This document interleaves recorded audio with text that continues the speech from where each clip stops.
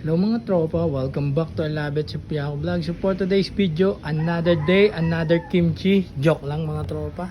Ayan, malinis na yung pwesto ng takoyakihan natin mga tropa. Niligpit ko na mga tropa, dadali na natin sa Cavite. So, announcement mga tropa. Wala na tayong takoyaki dito sa QC mga tropa. Ang available na lang muna natin ulit siguro kimchi fried rice. Tapos ramyon, saka party package ng mga makis, mga tropa.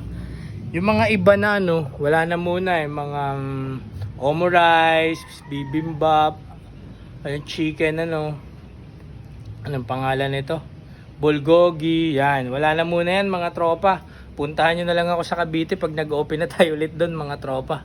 So yun lang mga tropa, announcement, wala na tayong takoyaki at mga ibang available lang natin dito sa QC ay kimchi fried rice. Tapos party package maki sa mga ramyon mga tropa.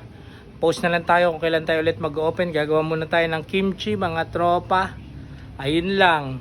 Wala na sa QC. Pag gusto nyo ng ibang paninda soon, puntahan nyo ako sa Cavite. Alabet Chef Yaku.